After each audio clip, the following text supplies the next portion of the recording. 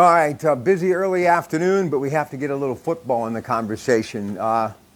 2 weeks from today, the National Football League draft, and it's getting very interesting. And honestly, when I was looking at all the scenarios as far as the Steelers and their quarterback, happy to see Mason come back, glad that Russell had a chance to get a job with the Giants, sad to see Justin Fields go. And I kept hearing about Jackson Dart out of Ole Miss, okay. Milroe out of Alabama, okay. And it was always 1-2, 2-1, depending on who you were talking to, Cam Ward or Shedeur Sanders. And if the Steelers basically went in the tank, there would be a nice and much more deeper quarterback class next year, including the young Manning out of Texas, right? But it's just funny how things happen. And, you know, you get a little bit of this and a little bit of that, and the next thing you know, you got that secret sauce, something that really makes you want to buy in. This Shedeur Sanders thing could become a reality. Now, I'm not saying this visit today is the icing on the cake or it's going to be the deal maker, but it doesn't hurt.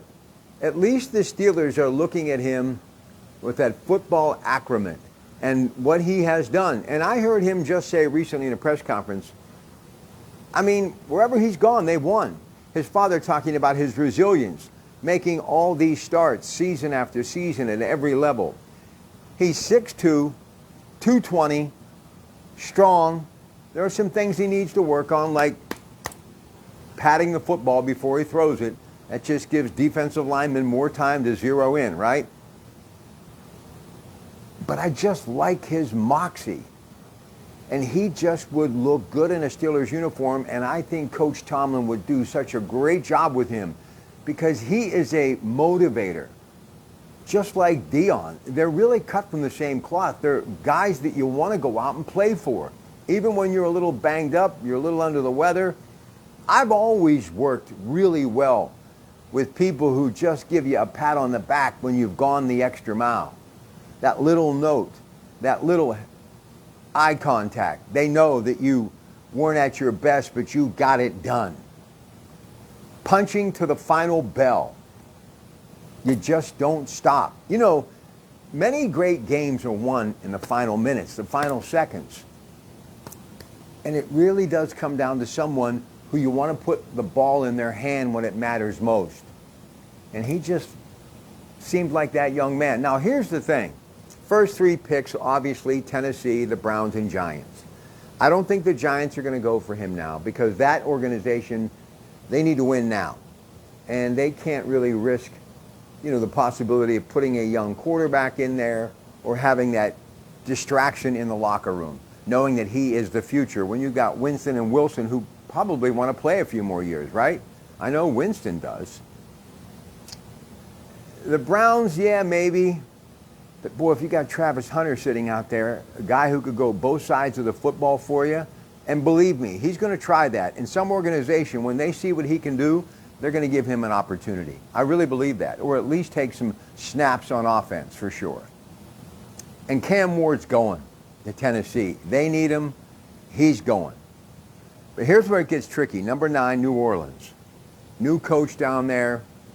Had that success, obviously, with Philadelphia. That Jalen Hurt quarterback, young quarterback. But do the Steelers make a move from 21 to 9? Because that's where he's going to go. If he's going to go anywhere, it's going to go to the Saints. If the Saints don't take him, then there's a real good chance the Steelers do. And I know recently Kenny Pickett, and that didn't work. Although I think Kenny's going to surprise a lot of people in Cleveland. I just, no matter how I look at this thing, I just think the Steelers are definitely thinking about it. I mean, why else? I mean, here it is, 2 weeks from the day.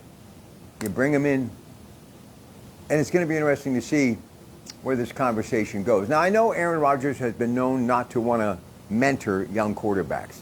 Look, Aaron Rodgers is a good dude, man. He's just a competitor. He just walks to the beat of a different drummer. They used to say that about Broadway Joe Namath. I mean, he's just different. Yeah, but he was great, and so is Aaron. And I think Aaron knows where he's at, and I think this is the team. If he wants to play, this is the place. And what better way to play a season or two, having a chance to get into the postseason, make it count. You can say all you want about the Steelers losing early in the playoffs. They get there. The key is to get there. But they just need to find a way to get over a few speed bumps. And I think Aaron could be the guy.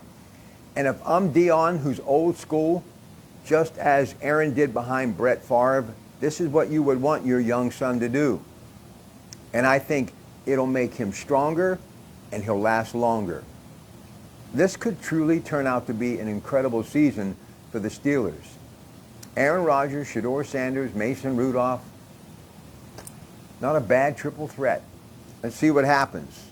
But one thing is for sure, we're always talking about the National Football League. It's your Pratt Pack. Always more sports.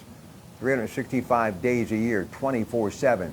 93.7 The Fan. HutHut.com. Have a great weekend. It's your Pratt Pack.